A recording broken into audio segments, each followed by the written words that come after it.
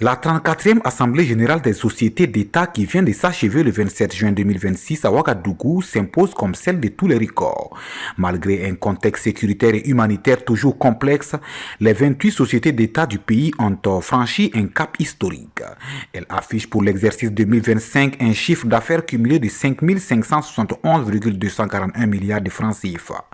C'est une progression spectaculaire de 80,30% par rapport à l'année précédente où ces chiffres se situait à 3 090 milliards de francs CFA.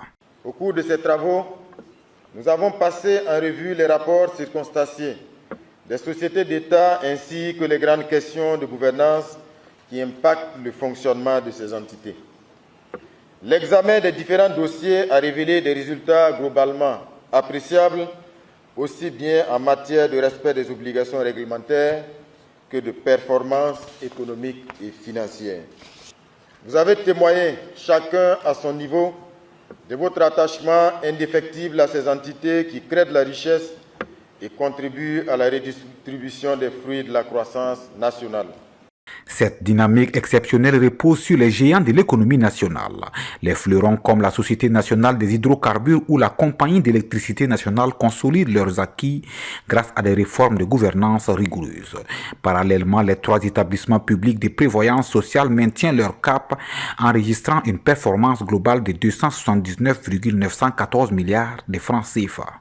En substance, nous relevons une dynamique de consolidation se traduisant par un accroissement de 80,30% du chiffre d'affaires pour les sociétés d'État et de 4,55% du total produit pour les établissements publics de prévoyance sociale en 2025.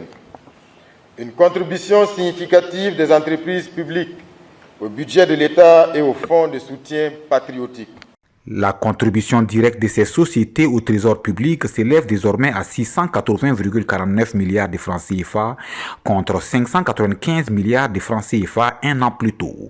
Cette enveloppe représente aujourd'hui 20,61% de l'ensemble des recettes budgétaires de l'État.